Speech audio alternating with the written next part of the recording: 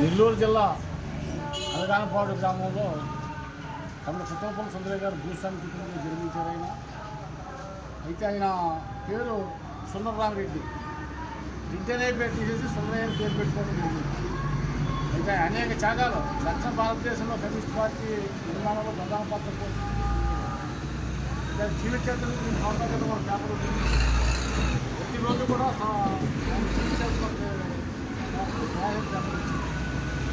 ఆయన ఎటువంటి నాయకుడు అంటే దక్షిణ భారతదేశంలో కమ్యూనిస్ట్ ఉద్యమాన్ని నిర్మాణం చేయడంలో కానీ, కార్యకర్తల యొక్క యోగక్షేమాలు తీసుకోవడంలో కానీ, వాళ్ళ కుటుంబ విషయాలు కానీ, వాళ్ళ ఆరోగ్య విషయాల్లో కానీ, పని ప్రదేశాలకు సంబంధించి కానీ నిరంతరం కూడా ఆయన మాట్లాడేవారైనా అటువంటి వ్యక్తి మన ముందు లేదు.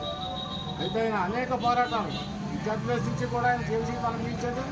అయితే ఈ రోజున మనం చూస్తున్నాం, మనం పార్టీలు మారితే వ్యక్తులు మారిపోతున్నారు. ఇప్పుడు అధికార పార్టీలో ఉన్నారు, పార్టీ నమ్మటే అధికార పార్టీ వ్యక్తి జెండా పట్టుకెళ్ళిపోతున్నారు. అయితే అలా చేయలే. ఆయన ఏదైతే నమ్మిన సిద్ధాంతం ఉందో కమ్యూనిస్ట్ పార్టీ సిద్ధాంతం, ఆ సిద్ధాంతం కూడా జీవితాంతం కూడా ఆఖరి శాశ్వతం కూడా సిద్ధాంతం ముందు తీసుకోవడం. అయితే ఆయన చేసిన విషయాలు అనేక విషయాలు ఉన్నాయి. ఆయన భూస్వామ్య కుటుంబంలో పుట్టినప్పటికీ కూడా తన భూమిని, మనకు వచ్చిన వాటా ఏదైతే ఉందో ఆ వాటాను యావదాస్తిని కూడా పేదల కోసం వచ్చిపెట్టాడైనా, పార్టీ కష్టకాలంలో ఉంటే తన ఆస్తిని కూడా అమ్మేసి పార్టీకి విరాళం ఇచ్చిన వ్యక్తి. అయితే ఆయన పెళ్లి చేసుకుని కుటుంబం నాటకం చేసుకోండి. కారణం ఏంటంటే ఈ రాష్ట్రంలో ఉన్న ప్రజలు మన పిల్లలే. మనం పెళ్లి చేసుకుని పిల్లల కన్నా కానీ స్వార్థం పెడుతుంది కాబట్టి పిల్లలు మనకు ఉండకూడదని ఉద్దేశంతో యువతో సంపాదించుకుని అక్కడ కుటుంబం నాటకం చేసుకునేదంటే ఇంతకన్నా త్యాగం ఏదైనా చెప్పనవసరం లేదు. అలాగే 1977లో తీసేమలోనే ఆ ఉప్పుని వచ్చింది. ఉప్పుని వస్తే వేలాది మంది చనిపోయారు.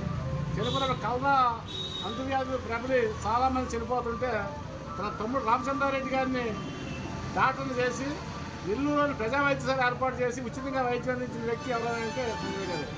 అదే కాదు, చాలా కరువు కాటకాలు మీద పడి తింటానే తిండి లేకపోతే ధాన్యాన్ని కొని మిల్లులో మలాడించి రూపాయి కేజీ బియ్యం అందించిన వ్యక్తి ఎవరంటే సుందరయ్య గారు. ఆవేళ కాడిచి వాళ్ళ ప్రజా పెంపుడు వ్యవస్థ ముందుకు వచ్చింది. అంటే ఇన్ని రకాల వ్యవహారాలు చేశాడు ఆయన. అది శాసనసభకి వెళ్ళాడు, పార్లమెంట్కి వెళ్ళాడు, పార్లమెంట్కి వెళ్ళినా శాసనసభకి సైకిల్ మీద వెళ్ళేవాడు. అంటే అది కాదు మనం చూస్తాం. వార్డు కౌన్సిలర్ అయితే ఇవాళ చిన్న పార్లమెంట్ కూర్చున్నాడు. అయితే అలా చేయలే. భూస్వామి కుటుంబంలో కూర్చున్నాం, నిరాడంబరంగా బతికాడు తప్ప ఏమి ఆయన విలాసమైన జీవితం గడపలే. అయితే ఆయన పార్లమెంట్కి వెళ్ళి శాసనసభకి వెళ్ళి ఒక అంశం మీద మాట్లాడాలంటే దాన్ని లోకి అధ్యయనం చేసి దాన్ని మాట్లాడుతుంటే నెహ్రూ గారు అప్పుడు ప్రధానమంత్రిగా ఉన్నాడు. ఆయన కూడా ఆయన మాట్లాడుతుంటే రాసుకునే పరిస్థితి మన పేపర్లో చూసాం మనం. అంటే అంత అనర్కళంగా మాట్లాడేవాడైనా.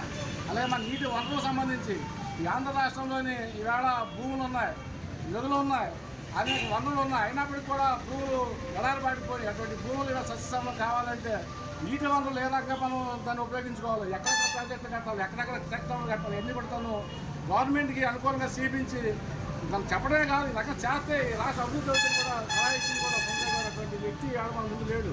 ఆయన జీవితంలో పాట ఏదైతే ఉందో పాట ముందు తీసుకెళ్ళడం అంతా కూడా ప్రయత్నం చేయాలని